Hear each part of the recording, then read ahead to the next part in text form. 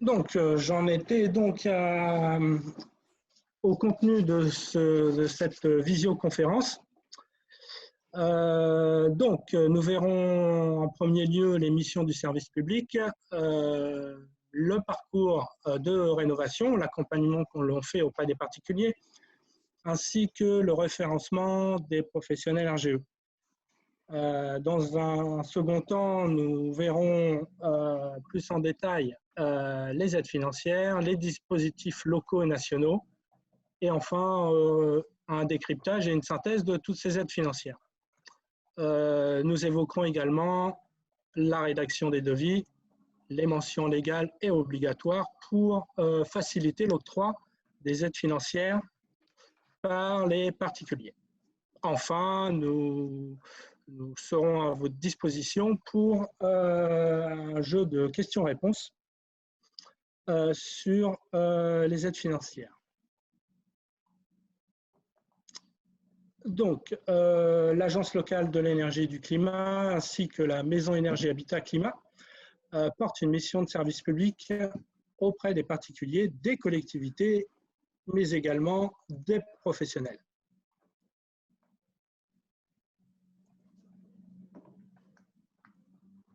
Alors, je voulais en premier lieu évoquer avec vous, vous expliquer un peu comment nous accompagnons les particuliers dans leurs projets de rénovation. Alors, il faut savoir qu'au tout départ, bien entendu, les particuliers rentrent en contact avec nous par mail ou par téléphone ou également un rendez-vous personnalisé pour les aider, les accompagner à la définition de leur projet. Des conseils techniques et des choix sur des matériaux et des équipements sont également proposés. Également, en deuxième partie, on les assiste sur les solutions de financement, les aides financières et les mettre en relation également avec les organismes financeurs.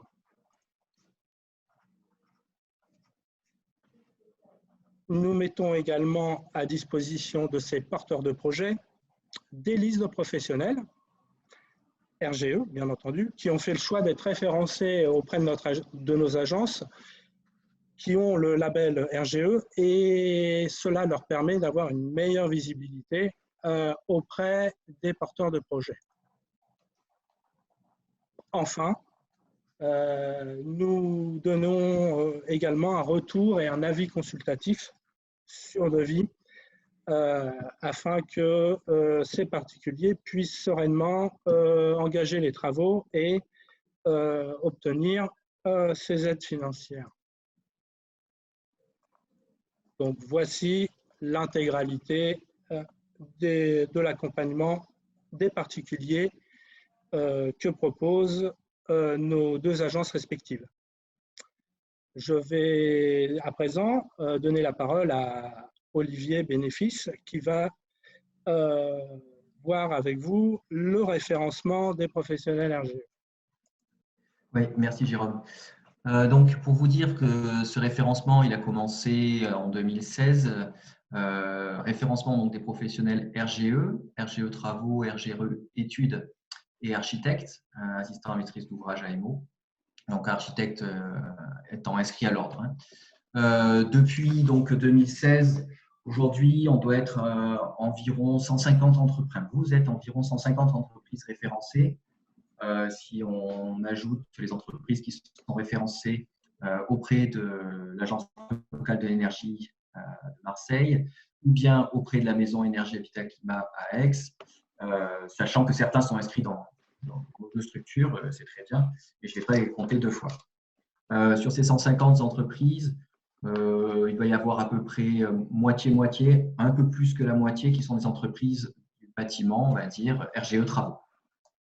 Et puis le reste, l'autre petite moitié sont architectes et bureaux d'études. L'idée de ce référencement, là, c'était vraiment de permettre aux entreprises qui souhaitent intégrer ces valeurs de rénovation énergétique dans leur métier, de se faire connaître et de travailler avec ce que nos actions à travers l'accompagnement des particuliers et l'intérêt pour les entreprises qui peuvent être partenaires.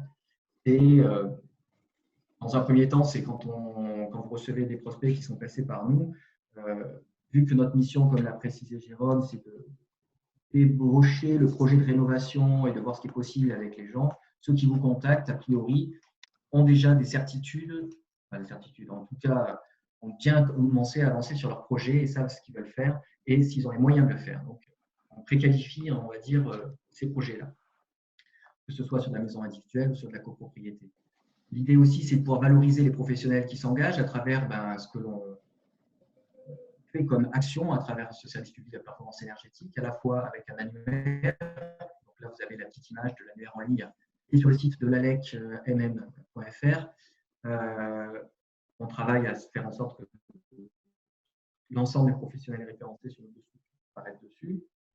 On transmet donc les coordonnées aussi aux porteurs de projets qui viennent nous voir, mais on organise aussi des visites de site quand on peut sortir de chez nous, hein, donc on espère que ça reviendra, et j'imagine nombreux dans ce cas-là. Donc, visite de chantier, fiche de projet exemplaire où on met le nom des intervenants, hein, on indique qui est intervenant dessus, et puis des événements qui permettent de mettre en relation des porteurs de projets et les porteurs d'offres que vous êtes, professionnels. Donc, certes, il y a des salons, mais aussi des événements de relations plus directes avec des ateliers de présentation ou vraiment des temps de meeting. Donc, on a un certain nombre d'actions comme ça qui permettent de valoriser les acteurs du territoire qui, comme nous, ont envie de faire progresser cette question de la rénovation énergétique. Je ne suis pas plus long puisque le sujet, c'est les aides financières. Mais de toute façon, vous pouvez poser des questions sur le chat. Voilà, à présent, nous allons donner la parole à Solène Da Silva, conseillère à l'ALEC, qui va nous présenter une partie des aides financières. Donc, c'est à toi, Solène. Merci. Alors, je vais commencer du coup avec la TVA à 5,5%, qui est applicable du coup pour tous vos clients qui ont une résidence de plus de 2 ans. Ça concerne du coup les travaux d'isolation, avec les matériaux d'isolation des parois opaques, les fenêtres, les volets et les portes d'entrée donnant sur l'extérieur. Ça s'applique également sur les chaudières à condensation, les appareils de régulation de chauffage et les matériaux de calorifugage d'une installation de production de chaleur ou d'eau chaude sanitaire.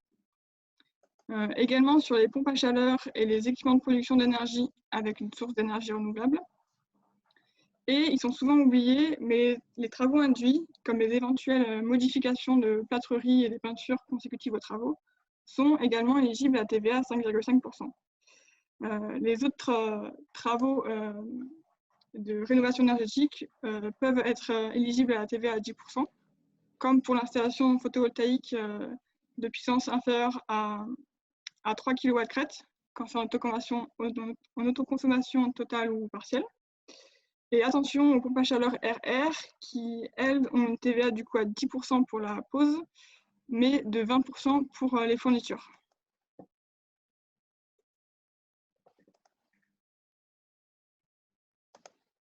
La seconde aide, du coup, c'est le crédit d'impôt à la transition énergétique. Certainement l'aide du coup la plus connue, mais depuis le 1er janvier, quelques modifications sont apparues. Par exemple, elle n'existe plus sous le format de pourcentage du montant des travaux, comme anciennement, mais passe sur des montants forfaitaires en fonction des travaux réalisés. Et elle n'est plus ouverte à tous les ménages, mais uniquement ceux ayant des revenus intermédiaires et supérieurs.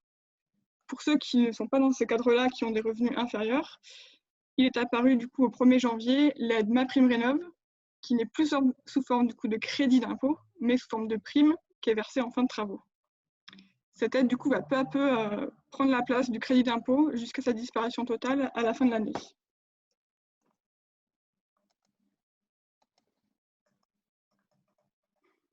Donc comme je vous le disais, le crédit d'impôt n'est plus sous la forme de pourcentage, mais passe sur des montants forfaitaires, tout comme MaPrimeRénov'.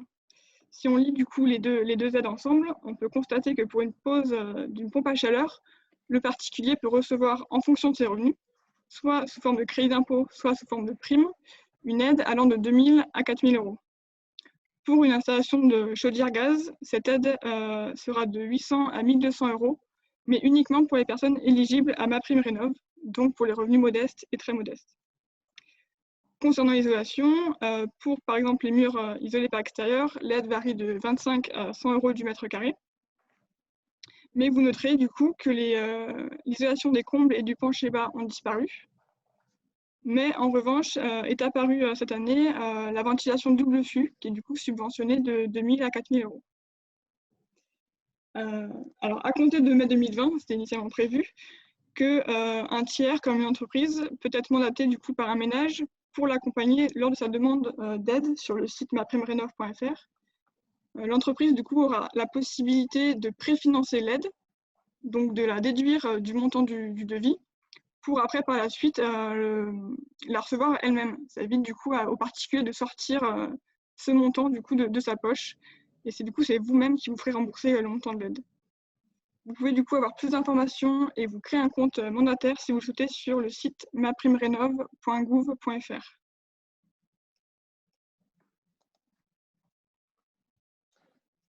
Donc, je vais reprendre la main, notamment on va parler des aides de l'ANA pour les ménages aux revenus modestes, voire très modestes.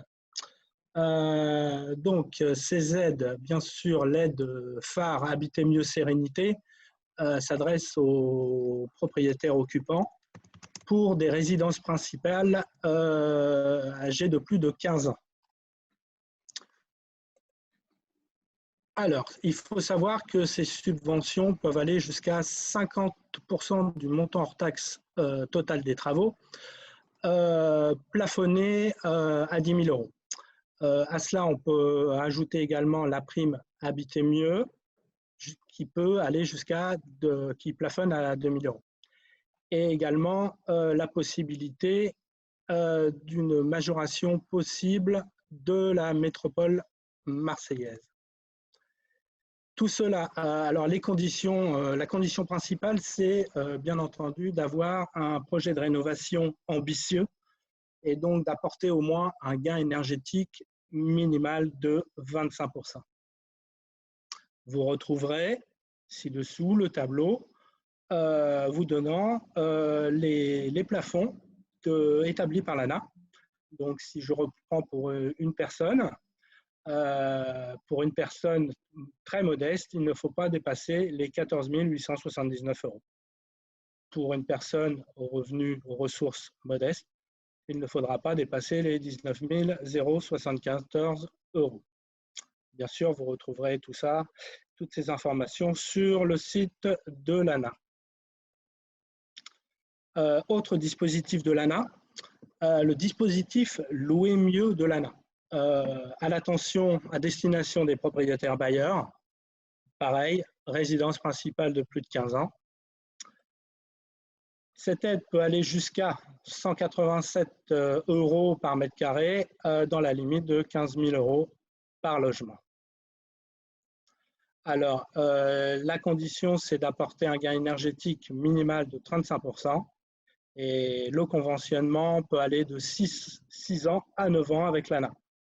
Le but est, bien entendu, de louer à des locataires qui respectent les plafonds de ressources de l'ANA. Vous retrouverez donc sur ce lien toutes les conditions à respecter pour les propriétaires bailleurs. Autre dispositif de l'ANA, Habiter mieux, copro de l'ANA, adressé aux syndicats des copropriétaires. Également, copropriété de plus de 15 ans. Alors, il faut savoir que ce dispositif s'adresse avant tout aux copropriétés fragiles. Qu'est-ce que ça veut dire? Ça veut dire que déjà, la copropriété doit avoir une étiquette énergétique sur des PE comprises entre D et G. Sous-entendu, des bâtiments énergivores. Également, son budget prévisionnel annuel doit afficher un taux d'impayé des charges compris entre soit 8 à 15% pour les copropriétés de plus de 200 lots ou 8 à 25% pour celles de moins de 200 lots. Alors, quels sont le type d'accompagnement et d'aide proposé par l'ANA? Une prise en charge d'une prestation d'assistance à une AMO, ce qu'on appelle une AMO, qui peut aller jusqu'à 180 € par logement. Également, l'aide financière sur les travaux de rénovation énergétique, qui peut aller jusqu'à 5 250 € par logement. Tout cela sans condition de ressources. Vous retrouverez, bien entendu, sur le site de l'ANA les conditions pour pouvoir faire profiter la copropriété de cet avantage. Nous allons à présent évoquer des aides toujours nationales, mais d'un tout autre ordre, les primes à l'énergie. Les plus connues, celles que vous connaissez certainement, c'est ce qu'on appelle les certificats d'économie d'énergie, les C2E. Alors, il faut savoir que ces certificats d'économie d'énergie sont proposés à quasiment tout public, que ce soit aussi bien des particuliers que des entreprises, que des collectivités. Elle s'adresse également, notamment pour les particuliers, aux résidences principales et secondaires de plus de 2 ans. Alors, il faut savoir que ces dispositifs, donc CC2E, le principe est simple, les particuliers rachètent auprès de fournisseurs d'énergie, qu'on appelle aussi des obligés, ils rachètent donc ces primes. Alors, ce type de rachat, ça peut être éventuellement des remises sur facture de travaux, mais également une remise sur la facture d'énergie. Elle peut également s'établir sous forme de bon d'achat ou sous forme de prime en euros. La possibilité également pour vous, professionnels RGE, de souscrire un partenariat avec un fournisseur d'énergie qui permet de déduire directement de la facture le montant de ces primes à l'énergie. Donc, vous retrouverez sous ce lien la liste des fiches d'opération standardisées avec toutes les actions possibles pour pouvoir racheter ces C2E. Alors, en marge de ces C2E, il existe ce qu'on appelle des primes bonifiées, coup de pouce. Alors, elles sont aussi bien valables pour l'isolation et le chauffage, mais pour des actions bien précises. Je vais prendre le cas, par exemple, de la pompe à chaleur RO. Cette prime peut osciller entre 2 500 à 4 000 €. Bien entendu, la condition principale, c'est le remplacement d'une vieille chaudière fonctionnant aux énergies fossiles telles que le fioul, le gaz ou le charbon par un équipement qui va utiliser les énergies renouvelables. Le cas le plus courant, c'est par exemple le remplacement d'une PAC RO, d'une chaudière fioul par une pompe à chaleur RO. Donc, ces primes sont assez conséquentes. Bien entendu, en plus du chauffage, cette prime, vous pouvez l'obtenir pour vos clients pour des actions d'isolation. Alors, ces actions d'isolation vont concerner les combles et toitures, ainsi que l'isolation du plancher bas. Si je prends en fonction des revenus du particulier, pour l'isolation du plancher bas, isolation d'un vide sanitaire par exemple, eh bien, la prime, selon vos revenus, selon le revenu du particulier, oscillera entre 20 à 30 € par mètre carré isolé. Vous retrouverez également sur ce lien toutes les actions possibles et la liste des signataires de la charte qui propose ces primes. On va peut-être faire un petit tour d'horizon sur éventuellement des questions qui pourraient se poser. Alors, Olivier, est-ce que tu as pu voir sur un certain nombre de questions qui sont posées? Non, apparemment, c'était très clair. Il n'y a pas eu de questions sur Bon, bah, donc, on va sur la pouvoir, conversation. N'hésitez pas, pour ceux qui ont oublié voilà. que c'était via l'onglet Converser que vous pouvez poser Donc, vos questions. on va pouvoir donc enchaîner. Je vais donner la parole à nouveau à Solène, qui va… Oui, du coup, je vais reprendre sur les aides locales. Donc, la région Sud propose une aide à l'isolation des combles perdus. Cette aide, c'est le chèque énergie durable. Elle concerne les propriétaires occupants et bailleurs d'un logement construit avant 2013, qu'il soit utilisé comme résidence principale ou secondaire, ce qui est assez rare pour le notifier quand même, la résidence secondaire. La région souhaite promouvoir du coup le confort d'été, qui est plus facilement réalisé avec des matériaux biosourcés et denses, comme la laine de bois ou la ouate de cellulose. C'est pour cela que cette aide du coup atteint 25% du montant des dépenses lorsqu'elle est utilisée avec des matériaux biosourcés. Et en revanche, elle n'est que de 10% pour les isolants minéraux et synthétiques, comme la laine de verre ou le polystyrène. L'aide est plafonnée à 1 000 €. Elle est sous condition de ressources et sous condition technique que l'isolation installée soit de 7,5 m² Kelvin par watt, là où la réglementation thermique n'impose qu'une résistance de 7 habituellement. Voilà, pour avoir plus d'informations du coup sur le site de la région Sud. Le département du Bouches-du-Rhône a aussi lancé du coup son aide locale, qui est Provence Éco-Rénov, pour les propriétaires occupants d'une résidence de plus de 20 ans cette fois-ci. Cette aide prend en charge 25% du montant du devis, plafonné à 3 000 €, et elle est doublée si le logement se situe dans le périmètre de l'éradication de l'habitat indigne sur Marseille. Les zones du coup sont indiquées sur le site du département. L'aide n'est versée qu'une seule fois par ménage, d'où l'intérêt du coup de coupler les travaux réalisés chez les particuliers.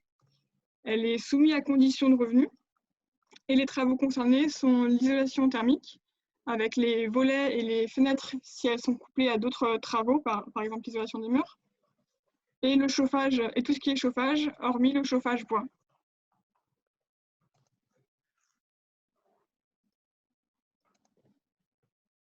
Donc l'aide précédente ne prenait pas en compte le chauffage bois, car cette aide, qui est la prime air bois, lui est spécialement dédiée.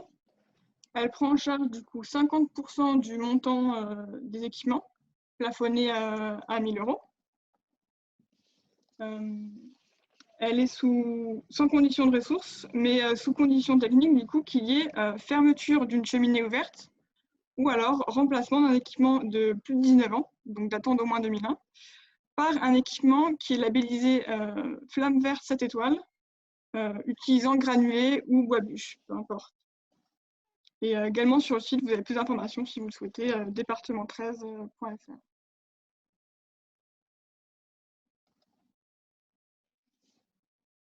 Des prêts du coup sont également mobilisables pour les travaux de rénovation énergétique. Le plus connu, c'est l'éco-prêt à taux zéro. Le prêt va de 7 000 € pour un remplacement de fenêtre et jusqu'à 30 000 € lorsqu'on fait au moins 3 types d'actions de travaux. Donc, les types de travaux sont l'isolation, l'installation d'équipements performants, l'amélioration de la performance globale ou encore la réhabilitation d'un système d'assainissement non collectif. Ce prêt, lui, n'est pas soumis à conditions de ressources à proprement dit, mais à éligibilité au prêt en fonction des banques qui le proposent.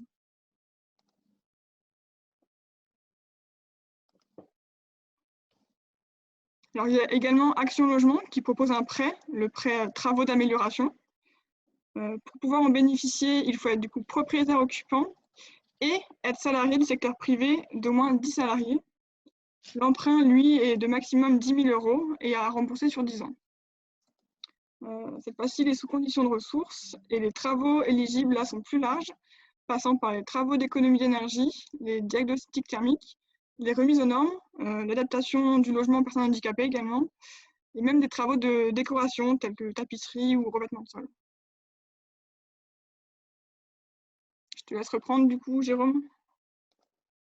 Oui, alors on va faire une petite synthèse sur les aides financières, notamment pour les propriétaires occupants.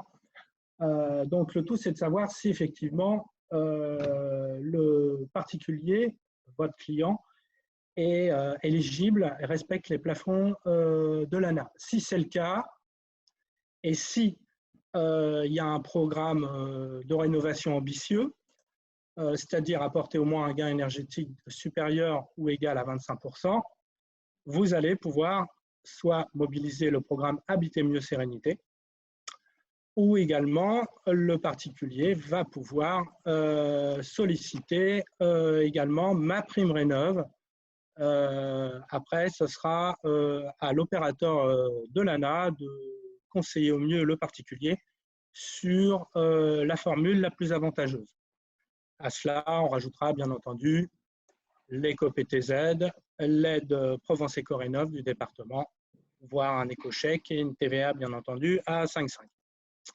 Vous retrouverez ci-dessous le tableau qui reprend les plafonds de ressources pour les ménages aux revenus modestes, ce qu'on a vu précédemment. Si le gain énergétique n'est pas d'au moins 25%, on va pas pouvoir mobiliser Habiter mieux sérénité, mais MaPrimeRénov', je le rappelle, pour les ménages aux revenus ménages aux revenus modestes, voire très modestes. Et là, la particularité par rapport à Habiter mieux sérénité, c'est qu'on va pouvoir à la fois cumuler MaPrimeRénov' et les certificats d'économie d'énergie, ce que l'on ne peut pas cumuler avec le programme Habiter mieux sérénité. Si vos clients ne respectent pas les plafonds de ressources, sont au-dessus des plafonds de ressources de l'ANA, il va falloir déterminer si ces particuliers sont classés dans des revenus, ce qu'on appelle des revenus intermédiaires, que vous retrouverez sur le tableau ci-dessous. Alors, si effectivement ils ne dépassent pas un certain plafond de ressources, ils vont pouvoir mobiliser du crédit d'impôt, un éco-PTZ, également l'aide Provence Éco-Rénov' dans la limite d'un certain plafond. Alors ce plafond, il est de 30 000 € pour une personne seule et de 55 000 € pour 2 personnes et plus. Si les particuliers dépassent un certain plafond, donc ne sont pas considérés comme des revenus intermédiaires, on va pouvoir, sous certaines conditions, obtenir le crédit d'impôt. Et quelles sont ces conditions?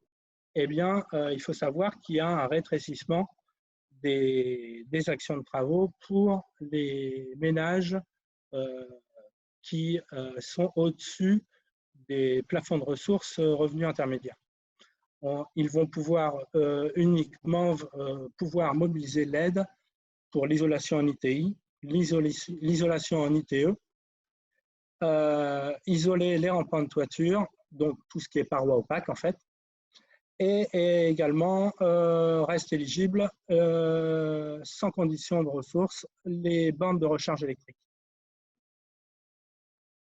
Donc comme je l'ai vu précédemment, on peut dans certains cas bénéficier de l'aide du département Provence Éco-Rénov' en respectant les critères de ressources qui sont repris ici, 30 000 € pour une personne, je le rappelle, et 55 000 € pour 2 personnes et plus. Enfin, les aides additionnelles, TVA 5,5 bien entendu, et éventuellement des certificats d'économie d'énergie et la possibilité de contracter un éco-PTZ, un prêt à taux zéro. Alors, nous allons maintenant engager la troisième partie de cette visioconférence. Donc, c'est notamment la rédaction des devis.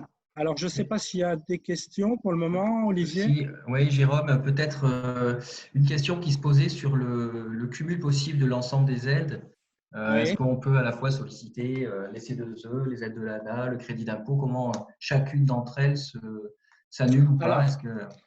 Alors, on peut cumuler l'ensemble des dispositifs. On peut pas, si vous voulez, on ne peut pas cumuler à la fois, c'est soit le crédit d'impôt, soit ma prime rénov en fonction de mes revenus. Si je dépasse le plafond de ressources de l'ANA, ce sera du crédit d'impôt. Si je suis en deçà, ce sera ma prime rénov ou le programme Habiter mieux sérénité. La petite subtilité, c'est que dans le programme de l'ANA Habiter mieux sérénité, donc apporter au moins 25% de gain énergétique, on ne va pas pouvoir cumuler les certificats d'économie d'énergie, ni les coups de pouce, ni les certificats les C2E classiques. C'est la petite subtilité, mais sinon, pour l'ensemble des dispositifs, la règle de cumul fait foi. Merci Jérôme. Une autre question aussi donc, portée sur les revenus qui sont pris en compte. Est-ce que ce sont les revenus de l'année N-1, N-2, notamment pour les aides de l'ANA? Alors pour l'ANA, normalement, c'est les revenus à N-1. Donc, c'est-à-dire actuellement, ce sont les revenus 2019, l'avis d'imposition 2019, pardon, sur les revenus 2018. Il faudra bien entendu attendre la prochaine déclaration pour revoir les barèmes. En fait.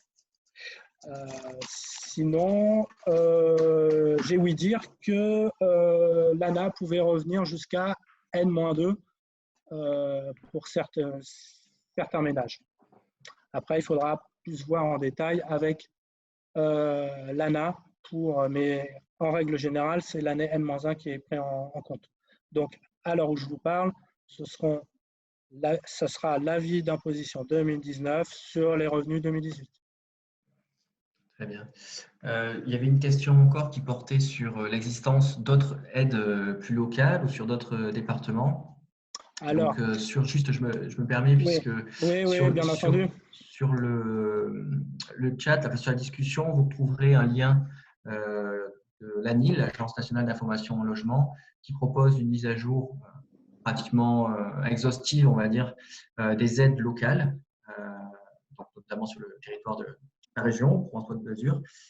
Sinon, n'hésitez pas à contacter les conseillers du territoire concerné. Donc, sur Québec, par exemple, il y a des aides spécifiques. On essaye, chaque structure porteuse de conseiller faire se tient à jour de ces aides sur son territoire. Donc, n'hésitez pas à contacter quand vous avez un doute directement le conseiller. Le plus simple, soit ALEC, soit Maison Énergie, soit sur faire.fr, si c'est par exemple sur le 84, le 83 ou autre. Alors après, il existe bien sûr à un échelon moindre d'autres aides, notamment des aides communales. Pour exemple, les habitants de la commune de Gémenos peuvent bénéficier d'aides au niveau communal. C'est-à-dire que la ville de Gémenos peut faire bénéficier à ses administrés, d'une aide pour la rénovation énergétique, notamment pour la pose, par exemple, de panneaux solaires thermiques. Après, on ne va pas rentrer trop dans les détails. N'hésitez pas à rediriger vos clients vers nos structures et on pourra définir au mieux, cas par cas, les aides auxquelles ils peuvent prétendre. D'autres questions, Olivier? Non, il n'y a pas eu d'autres questions. D'accord, très bien. Donc, on va pouvoir enchaîner sur la rédaction des devis. Alors, en plus des… Alors, pour ce qui est de la rédaction des devis, il faut savoir qu'il y a des mentions légales et obligatoires pour pouvoir faciliter l'octroi et le bénéfice des aides financières. En premier lieu, on peut voir que il faut forcément que votre qualification, votre agrément RGE soit à jour. que vous soyez labellisé pour les travaux envisagés, avec les qualifications nécessaires pour la réalisation des travaux. Ce qu'on rencontre souvent, c'est que en fait, il y a très peu, enfin sur beaucoup de devis, malheureusement, on a pu constater qu'il manquait la date de visite technique, qui est indispensable pour faire profiter vos clients des aides financières. Donc ça, on apporte enfin, on met vraiment les bouchées doubles là-dessus. Prenez soin de mettre la date de visite sur vos devis. Après, je le rappelle, cette partie sur la rédaction des devis, ce n'est pas pour vous apprendre à faire des devis, hein, loin de là. Vous saurez toujours mieux les faire que nous, on n'en fait pas, mais on n'est vraiment pas là pour vous apprendre à faire des devis, mais pour vraiment optimiser vos devis en vue de faciliter l'octroi des aides financières pour vos clients. Autre chose, les caractéristiques techniques importantes, certification, les normes devront apparaître à minima sur les devis. Et autres critères, notamment pour le bénéfice du crédit d'impôt, des certificats d'économie d'énergie et pour certaines aides communales, les critères de performance énergétique. Très important. Donc, en cas de doute, vous pouvez nous contacter. Hein, mais je pense que pour les travaux envisagés, généralement, les professionnels remettent bien les critères de performance énergétique. Donc, on va voir maintenant, on va pouvoir voir un exemple. Et oui, et bien sûr, vous l'avez dit, le petit logo avec la validité, la période de validité de votre label RG au moment de la réalisation des travaux, bien entendu, ça va de soi. Donc, on va avoir une petite étude de cas rapide hein, sur un devis. Hein. Donc, on va faire un petit zoom sur ce devis. Donc, ce qui est important, en fait, c'est, là, on a pris le cas de l'isolation d'un plancher des combles en fibre de bois en panneau semi-rigide.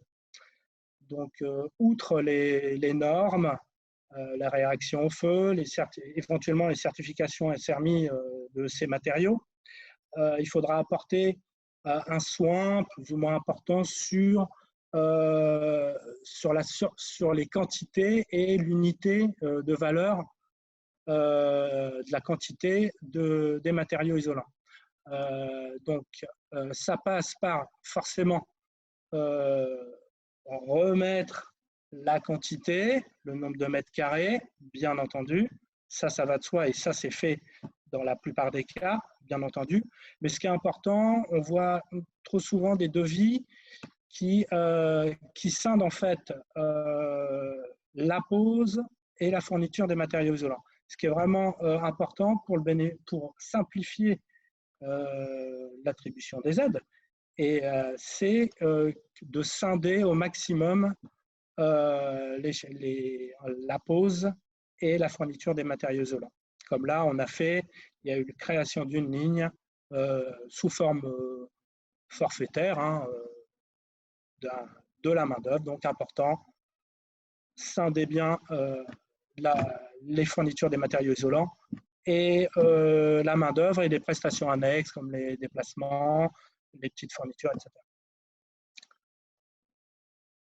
Enfin, comme on l'avait vu précédemment, l'importance des critères de performance énergétique, notamment sur la résistance thermique, qui doit être de 7,5. Également, des lambda, on pourra faire apparaître le lambda, la conduction thermique, hein, si on veut rentrer dans les détails, l'épaisseur de l'isolant, voir sa densité.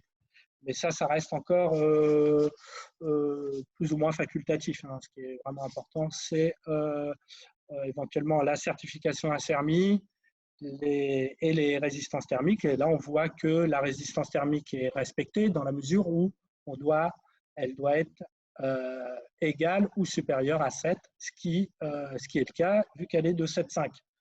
7,5, dans cet exemple, on va pouvoir à la fois bénéficier des certificats d'économie d'énergie coup de pouce, mais également de l'aide de la région, compte tenu qu'on a recours à des matériaux biosourcés et qu'on apporte, on va un peu au-delà, on apporte une résistance de minimum supérieure à 7,5.